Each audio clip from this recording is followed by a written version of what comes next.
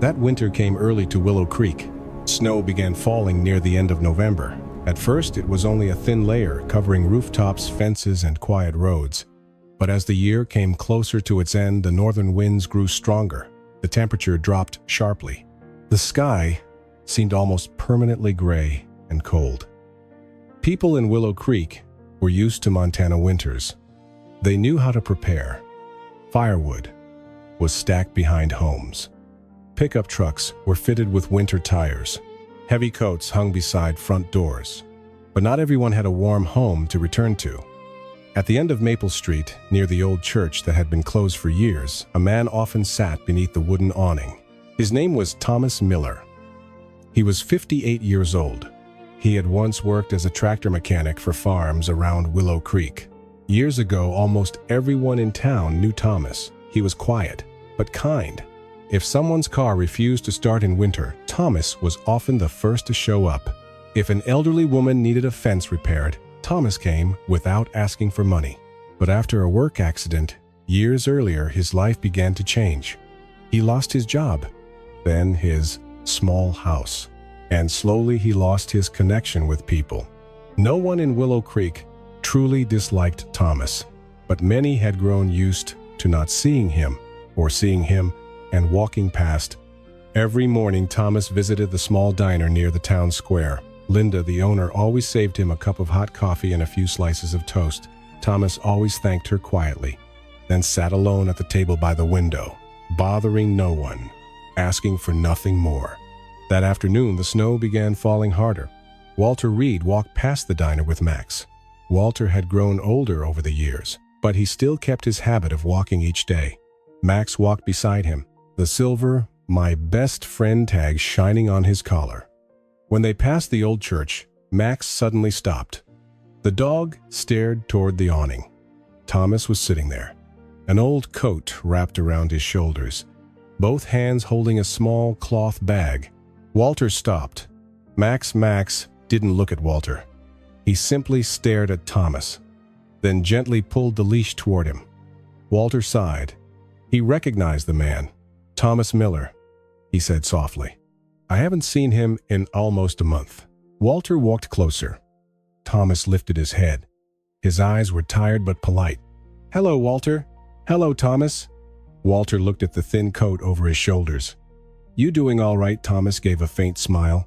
"I'm all right." It was the familiar answer of someone who didn't want to trouble anyone. Max moved closer. He gently sniffed Thomas's torn glove, then sat down in front of him. Thomas looked at Max. For the first time in days, his face softened. "Beautiful dog." Walter smiled.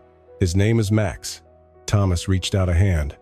Max gently placed his head into the man's cold palm. Thomas remained silent for a long time, then whispered, "It's been a long time since anyone came close like that." Walter heard the words, but he didn't know how to answer. A cold wind moved through Maple Street. Snow swirled around their feet. Walter looked up at the sky. The forecast said a snowstorm was coming tonight. A serious one. He looked back at Thomas. "The community church is opening a warming shelter tonight." Thomas nodded. "I know. Will you go there?" Thomas looked down at his bag, then at the snow-covered road. "Maybe." Walter wanted to say more, but he understood men like Thomas. Too proud, too used to enduring things alone. Walter simply nodded. "Don't stay outside too long." Thomas smiled faintly. "I'll be fine." Max still didn't look away from him. When Walter gently pulled the leash to continue walking, Max stood reluctantly, but he kept looking back at Thomas for a long time. That night, the wind grew stronger. The snow fell heavier. Inside his warm wooden home, Walter sat beside the fireplace. Sarah called to remind him to close the windows and stay inside. Walter laughed. "I'm not young enough to wander into a snowstorm." Max lay at his feet, but he did not sleep. His ears twitched whenever the wind screamed past the house.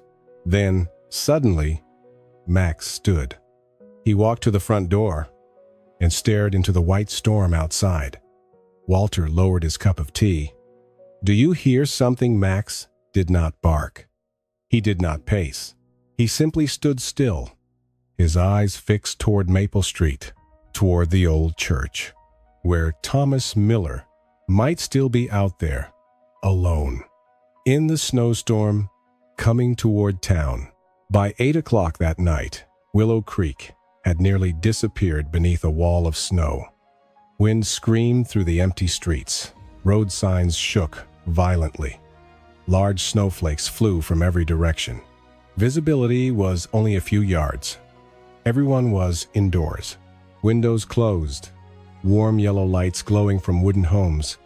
Inside Walter's house, the fireplace burned steadily. Sarah had just called again.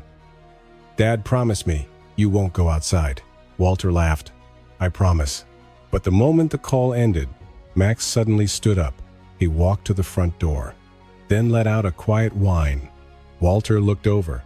Max, the dog, didn't turn around. His ears were raised, his eyes focused, as if hearing something hidden inside the storm.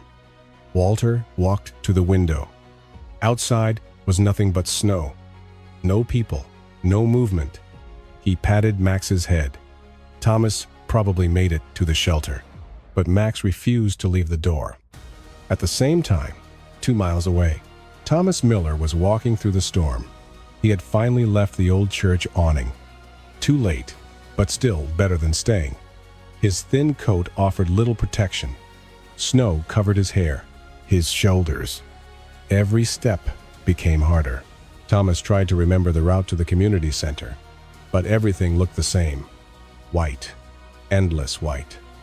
The wind pushed him off course, again and again. He had to stop just to keep his balance. His hands were growing numb. His feet were losing feeling.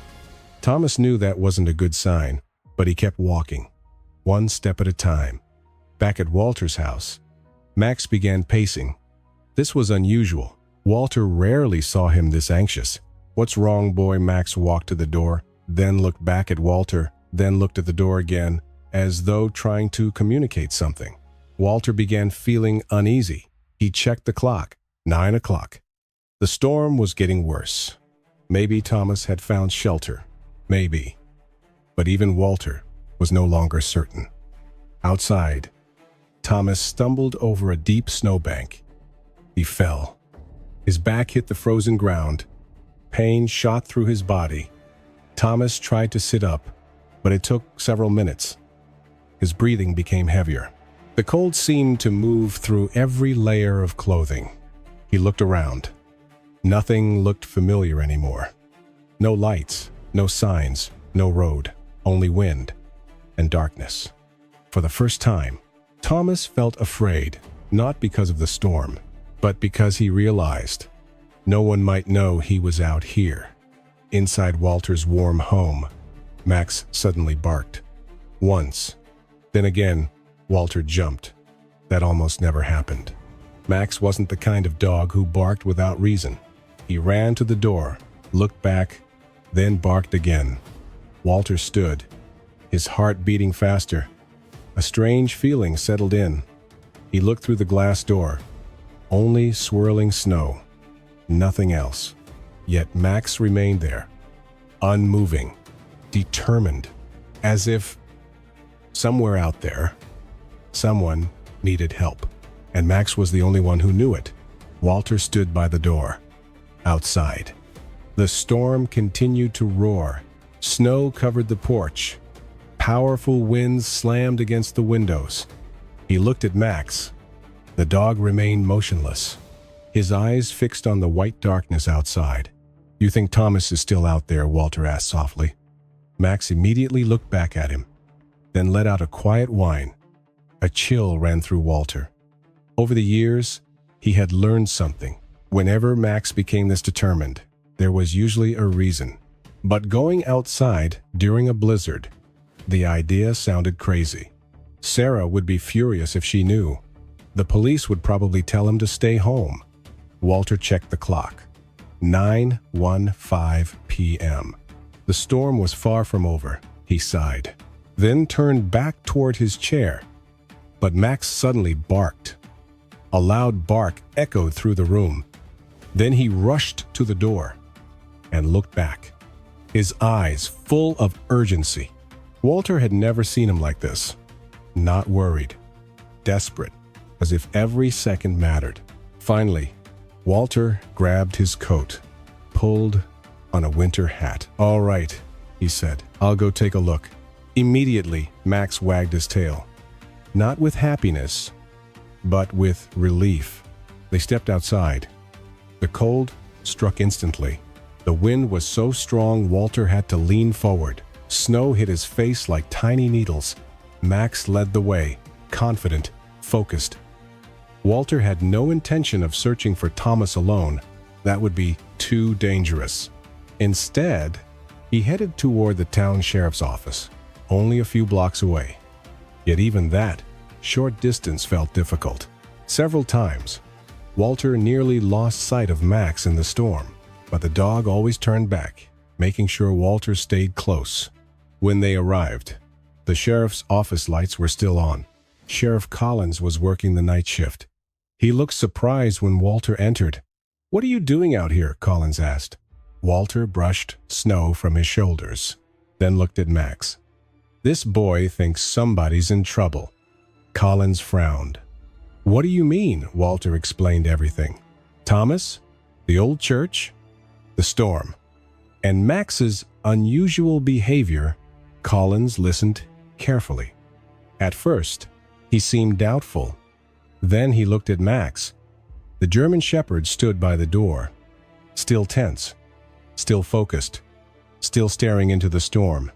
Collins had known Max for years, and he remembered how the dog had saved Walter before. Finally, the sheriff sighed. "All right," he said. "At least we should check." 10 minutes later, 2 rescue vehicles started their engines. Red and blue lights reflected through the snow. Several volunteers arrived, all wearing heavy winter gear, carrying flashlights, ropes, and radios. Collins spread a town map across a table. "Where was Thomas last seen?" Walter pointed toward the old church. Collins nodded. But then, Max stepped forward. He placed a paw on the map, near an abandoned field north of town. Everyone exchanged looks. "Probably a coincidence," one volunteer said. But Max didn't move. He kept staring at the same location. Then at Collins, then back at the map. No one spoke, because there was something impossible to ignore, a certainty in the dog's eyes. Finally, Collins stood. "We split into 2 teams," he ordered. "One checks the church. The other heads north." Max immediately stood ready, ears raised, body tense, prepared to leave. Outside, the storm still raged, but the search had begun. And somewhere in the endless white darkness, Thomas Miller was still fighting to survive, completely unaware that a loyal dog was leading an entire town to find him. The 2 search teams left the sheriff's office almost at the same time. Headlights cut through the heavy snow, but visibility remained terrible. Sheriff Collins led the first team toward the old church. Walter joined the second team, Max's team. They headed toward the abandoned field north of town, the same place Max had pointed to on the map. Many people still weren't fully convinced, but no one wanted to ignore any possibility, especially on a night like this. Max moved ahead, not too fast, but with confidence. His nose stayed close to the snow. The wind erased most traces. Yet, he continued. Without hesitation, Walter followed behind, holding a flashlight tightly. He could feel Max's determination. The same determination he had seen when the dog sensed his heart condition. A strange feeling told Walter. Max knew something. 20 minutes later, Collins' radio crackled. "No one at the church, a rescuer," reported. "We searched the entire area." Walter looked at Max. The dog kept moving forward, never changing direction, never stopping. Collins slowly nodded. "Keep following Max," he said. The storm grew stronger. Snow reached their ankles, then their knees. Several volunteers began to tire, but suddenly Max stopped. He lowered his head, sniffed carefully, then barked once, twice, Everyone gathered around. Collins pointed his flashlight toward the ground. At first, nothing. Then, a footprint, faint, almost completely covered by snow, then another and another. Human footprints. Walter held his breath. Thomas. No one doubted anymore. The rescue team immediately followed the trail. Max led the way. Ears raised, tail lowered. Every part of him focused on the mission. The footprints moved away from the main road, farther than anyone expected, toward the abandoned northern field, a place few people visited during winter. Meanwhile, Thomas Miller lay curled behind an old pile of hay. He could no longer continue walking. His legs no longer obeyed him. His hands had almost lost all feeling. Every breath hurt. Snow covered his shoulders, his hair, his worn-out coat. Thomas tried to keep his eyes open, but everything became blurry. He thought about the years before, the farms, old friends, the small house he once owned, and then he thought about Max, the dog, who had rested his head in his hand that afternoon. A small memory. Yet, somehow, it brought warmth into the freezing night. Thomas smiled faintly, then closed his eyes. Not far away, Max suddenly accelerated, pulling hard on the leash. One rescuer nearly had to run to keep up. "Wait!" someone shouted, but Max didn't slow down. For the first time that night, he seemed completely certain. Walter saw it. He had never seen Max so focused, not searching, heading toward something. Then, suddenly, Max barked loudly, a long bark cutting through the storm. Then another. The entire team stopped. Flashlights swept across the snow. One volunteer pointed ahead. "I see something." Everyone rushed forward, hearts pounding, because after nearly an hour of searching, they had finally found their first sign. And Max kept barking, again and again, as if saying, "Hurry, he's here." Everyone rushed forward. Flashlights swept through the snow. Max barked continuously. His voice echoed through the storm like a beacon. Walter nearly ran behind him, his heart pounding. Nobody spoke. Everyone understood. If Max was right, every second mattered. As they got closer, one rescuer suddenly dropped to a knee. "I found him," he shouted.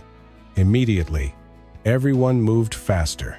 Behind an old hay pile, a man lay curled in the snow, almost buried. Thomas Miller. Walter felt his throat tighten. Thomas was still there, but his condition looked serious. His coat was covered in ice, his face pale, his lips colorless. He barely moved. A medic quickly checked him. "He's breathing," the medic announced. Everyone let out a breath of relief, but nobody relaxed. Not yet. At that moment, Max rushed forward. He lay down beside Thomas, pressing his body gently against him. No one told him to. No one trained him to do it. But somehow, Max understood. Thomas was cold, weak, and needed warmth. Thomas slowly opened his eyes. Just a little. Everything blurred. Then he saw Max, the dog lying beside him, watching him with concern. Thomas managed a weak smile. "I knew it," he whispered. "I knew you'd come back." Walter looked away, trying to hide his emotions. But he wasn't the only one. Several volunteers stood silently, because everyone could see the truth. The first one to find Thomas wasn't the sheriff, wasn't the rescue team. It was Max. The medics quickly wrapped Thomas in thermal blankets. They checked his pulse, his temperature. Everything moved quickly. The storm continued to roar. Snow kept falling. But now, at least, they had found him. "We need to get him out of here now," a rescuer said. Everyone nodded. A rescue stretcher was brought forward. But as they prepared to move Thomas, Max refused to leave. He stayed close, watching every movement. as if making sure nobody forgot him again. Walter stepped closer, resting a hand on Max's head. "It's okay," he whispered. "We found him." Max looked at Walter, then at Thomas. Finally, he stepped back, but never looked away. The rescue team began heading back. The wind remained fierce. The snow remained deep. But everything felt different now, because they were no longer searching. They were bringing someone home, someone who had believed nobody would come looking for him. On the way back, Thomas became slightly more alert. He looked at Walter, then at Max, his voice weak. "I'm sorry." Walter frowned. For what Thomas smiled faintly. "I thought nobody would look for me." Walter glanced at Max, then smiled. "You were wrong." Thomas looked at the German shepherd, his eyes filling with tears, because he finally understood the one who never gave up was Max. Ahead in the distance, the flashing rescue lights finally appeared through the storm. Everyone moved faster. Thomas had been found, but the fight to keep him safe was not over yet. By the time the rescue convoy arrived at Willow Creek Hospital, it was nearly midnight. The storm still raged outside. But for Thomas Miller, the biggest battle was no longer the snow. It was recovery. The medical team quickly rushed him into the emergency room. The stretcher disappeared behind white double doors. Everything happened fast, professional, and frightening. Walter stood in the hallway, his hands buried deep inside his coat pockets. Sheriff Collins stood beside him. Neither man spoke much, because both understood how dangerous Thomas's condition had been a little longer. And the outcome might have been very different. Max sat outside the emergency room. He didn't lie down. He didn't pace. He simply sat there, watching the door. A nurse walked past, smiling softly. That dog must really care about him. Walter looked at Max. "He does," he replied quietly. "He really does." Time passed slowly. 15 minutes, 30 minutes, then an hour. Most of the rescue volunteers had gone home, but Walter stayed, and so did Max. Every time the emergency room doors opened, the dog's ears immediately lifted. His head rose hopefully, then slowly lowered again. Around 1 a.m, a doctor finally stepped out. Everyone stood immediately. Walter approached. "How is he?" The doctor removed his glasses and smiled. "He's going to be all right." Walter released a long breath. Collins smiled too. The tension finally faded. "He was suffering from severe hypothermia," the doctor continued. "But he arrived in time, much earlier than many similar cases we see." Walter glanced at Max. The dog remained seated, completely unaware of the praise he deserved. Later, Thomas was moved into recovery. He remained weak, but more alert. When Walter entered, Thomas smiled faintly. "Looks like I'm still here," Walter laughed. "You are. And you managed to keep the whole town awake?" Thomas lowered his eyes. "Sorry." Walter shook his head. "Don't apologize. Just get better." Thomas was silent for several seconds, then asked, "Where's Max?" Walter pointed toward the hallway. Through the small glass window, Max still sat outside. Thomas stared at him, his eyes slowly filled with tears. "Why?" he whispered. Walter frowned. "Why? What? Why does he care about me so much?" Walter looked at Max, then smiled. "Because that's who Max is." Thomas turned toward the door again, thinking about recent years, the cold days, the lonely nights, walking through crowds that barely noticed him. He had grown used to feeling forgotten, so used to it that it felt normal. But somehow, a dog he barely knew had refused to forget him. Outside the room, Max finally lay down. For the first time since finding Thomas, his body relaxed. His eyes slowly closed. Walter saw it and understood. Max's mission was complete. Thomas was safe, and only now did the loyal dog allow himself to rest outside. The blizzard continued across Willow Creek, but inside the hospital, a man who believed he was completely alone was beginning to realize maybe he had never truly been forgotten. 3 days later, the blizzard finally passed. The sun returned to the skies above Willow Creek. Roads were cleared. Life slowly returned to normal. But for Thomas Miller, everything had changed. Thomas sat by the hospital window, watching sunlight reflect across the snow. It had been a very long time since he had felt this peaceful. No freezing wind, no darkness, no fear of waking up alone in the cold. But with that peace, a new worry appeared. Where would he go after leaving the hospital? Thomas knew he had nowhere to return. The old church wasn't a home. The awnings weren't a home. He hadn't told anyone. But deep down, he knew the truth. That afternoon, Walter came to visit. And of course, Max came too. The moment Thomas saw the dog, he smiled. The most natural smile he had shown in years. "Hello, hero," he whispered. Max immediately walked over, resting his head on the edge of the bed, his tail gently tapping the floor. Walter laughed. "I think he likes you." Thomas stroked Max's ears. "That's the best thing that's happened to me in a long time." Walter pulled up a chair. For a while, nobody spoke. They simply watched the snow outside. Finally, Walter broke the silence. "Have you thought about what comes next?" Thomas was quiet. His smile slowly faded. "Not really," he admitted. Walter understood immediately. He didn't ask more, because he already knew the answer. On the drive home, Walter said very little, but Max seemed to understand what he was thinking. The dog sat quietly in the back seat, watching, listening. That evening, Sarah came over. She made tea and sat across from her father. Walter told her about the conversation. Sarah fell silent. "He doesn't have anywhere to go." Walter nodded. The room grew quiet. The fireplace crackled softly. Max lay in the middle of the living room, eyes open, listening.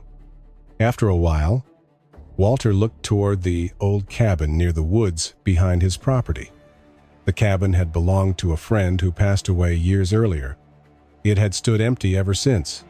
Still sturdy, still warm, still standing, just waiting for someone to live there. Walter slowly turned back.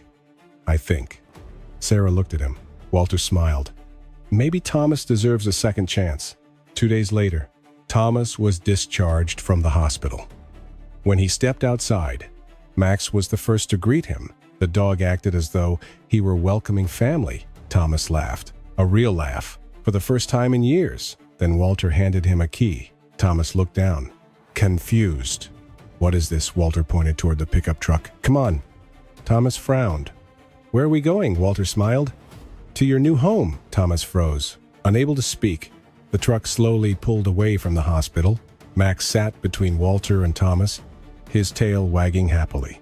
Outside, Willow Creek was covered in snow, but for the first time in many years, Thomas felt warmth in his future, because beside him sat a kind old friend and the dog who had changed his life forever. The small cabin behind Walter's property wasn't fancy, but it was warm. There was a real bed, a wooden table, a working fireplace, and most importantly, it felt like home. For Thomas Miller, that meant everything during the first few days. He could hardly believe it was real. Every morning when he woke up, it took a few seconds to remember. He was no longer sleeping under an awning, no longer worrying about snow during the night, no longer searching for shelter from the cold. He had a key, a place to return to, a home. But the biggest surprise was Max. Every morning, around 8 o'clock, the dog appeared outside the cabin, as punctual as a clock. The moment Thomas opened the door, Max's tail began wagging, as if checking to make sure he was all right. "Morning, buddy," Thomas always said. and Max always responded by resting his head in Thomas's hand. Soon, a new routine developed. Thomas made coffee, sat on the cabin steps, and Max lay beside him. Together they watched the sunrise behind the snow-covered pine trees. Most mornings, neither spoke, but somehow, Thomas no longer felt lonely. One morning, Walter drove over and found Thomas smiling. A genuine smile, not politeness, not pretending, real happiness. Walter stopped, watched for a moment, and smiled too. It had been a long time since he had seen Thomas like that. Over the following weeks, Thomas began to change. He helped repair fences, cleared snow from pathways, fixed old doors around the property. The hands that once repaired tractors had not forgotten their skill. Walter was happy, not just because of the help, but because he could see Thomas finding himself again. One afternoon, Thomas stood in the barn, repairing an old lawnmower. Walter walked in. "You know," Walter said, "the town still remembers you." Thomas laughed. "I'm not so sure," Walter shook his head. "You were gone too long." Thomas fell silent, looking at the wrench in his hand. Maybe Walter was right. Maybe he had isolated himself for so long that he forgot. Some people still cared that evening. Thomas sat beside the fireplace. Max slept at his feet. The firelight reflected in his eyes. Thomas thought about the blizzard. If Max hadn't noticed him, if Max hadn't convinced Walter to leave the house, if Max hadn't led the rescue team, he wouldn't be sitting here today.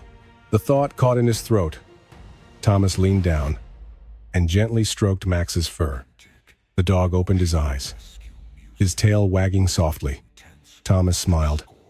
"I owe you my life," he whispered. Max simply looked at him, not understanding the words, but somehow understanding the feeling. He gently rested his head on Thomas's leg, just like the first day they met beneath the old church awning outside. Snow still covered Willow Creek, but inside the small cabin, for the first time in many years, Thomas felt like he belonged somewhere. And it had all begun with a dog who refused to give up. Winter slowly began to fade. The coldest days of the year were behind them. Snow still covered the fields, but sunlight appeared more often. Willow Creek was waking up, and so was Thomas Miller. One morning, Thomas was repairing a gate behind the farm. Max lay nearby, watching quietly.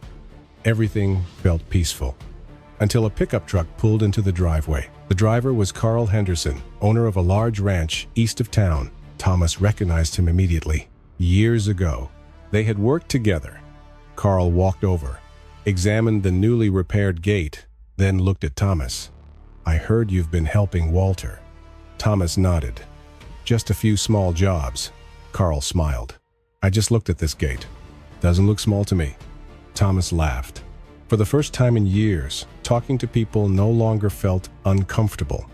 Carl leaned against the fence. "I need someone to repair the horse barn doors." Thomas looked up. "Me," Carl shrugged. "I don't know anyone better." Thomas fell silent, because it had been a long time since someone asked him to work, since someone needed his skills. At least, that's what he had believed. Carl looked at him. "I can't promise a permanent job, but I could use some help, if you're interested." Thomas stared at his hands, the same hands that repaired tractors, built fences, worked from sunrise to sunset, and now someone trusted them again. "All right," he said quietly. Carl smiled. "See you Monday." As the truck drove away, Thomas remained standing there, speechless. Walter stepped out of the barn. He had heard most of the conversation. Walter smiled. "Congratulations." Thomas laughed, a laugh full of emotion. "I think I forgot what this feels like." That evening, Thomas sat on the cabin steps, watching the sunset. Max lay beside him. As always, Thomas reached down, running his hand through the dog's fur. "It's because of you," he whispered. Max lifted his head, tail wagging softly. Thomas smiled. "No, I'm serious." If you hadn't found me that night, I wouldn't be here. There'd be no cabin, no job, no second chance. A gentle breeze moved through the trees, no longer freezing. Carrying the first signs of spring, Thomas looked toward town, the small rooftops glowing beneath the sunset. The place he once believed no longer had room for him, but now everything was different. He was no longer the man sitting alone beneath the old church awning, no longer invisible. He had friends, work, a place to call home, and a dog waiting for him every morning. Thomas rested a hand on Max's head, his voice filled with emotion. "Thank you, old friend." Max gently rested his head against Thomas's leg, as if saying, there was never any need to thank him, because that's simply what friends do. Spring finally arrived in Willow Creek. The last patches of snow slowly melted across the fields. Green shoots appeared along the fences. Birdsong returned after the long winter. And for the first time in years, Thomas Miller looked forward to each new day. That morning, golden sunlight covered the farm. Thomas stood outside the cabin, holding a hot cup of coffee. He gazed toward the horizon, where green hills were beginning to emerge after winter. Max came running as usual, his tail wagging happily, his eyes full of energy. Thomas laughed, right on time. Max immediately sat beside him, as though it was the most natural thing in the world. The past few months had changed everything. Thomas now worked regularly for Carl Henderson, not because of the money, but because he finally felt useful again. He repaired barn doors, fixed machinery, helped farms around town, and little by little, people who once knew him began greeting him again. One afternoon, Thomas stopped by Linda's diner. This time, he wasn't sitting alone by the window. Carl waved him over. The two men talked, shared stories, shared laughter. Simple things, but to Thomas, they meant everything. When he left the diner, he paused in the town square, watching people pass by, children running, families shopping together. Thomas smiled. He once believed he had lost everything, but the truth was, the only thing he had truly lost was hope, and Max had brought it back. That evening, Walter and Sarah visited the cabin. The three of them sat on the porch, watching the sunset. Max rested comfortably between them. Sarah smiled at Thomas. "I'm glad you're still here," Thomas smiled back. "So am I." Walter looked at Max, then laughed softly. This dog has a habit of changing people's lives. Everyone laughed, but nobody disagreed, because they all knew it was true. The sun slowly disappeared beyond the horizon. Golden light covered the fields. Thomas leaned down and gently stroked Max's head. "You know something," he whispered. "That night I thought the whole world had forgotten me." Max looked up at him. Thomas smiled. "But you proved me wrong." A gentle spring breeze moved through the valley, carrying the scent of new grass, new beginnings, and a simple reminder. Sometimes, all it takes is one person, or one loyal dog, to change a life forever. Walter watched the horizon. Sarah relaxed in her chair. Thomas smiled, and Max rested quietly among his friends, never realizing that he was the reason they had all found one another. The sky slowly darkened, the first stars appeared. Willow Creek grew peaceful, and in one small corner of town, a man who once lost everything found a home again, found a future again, and found himself again because of a dog who never gave up.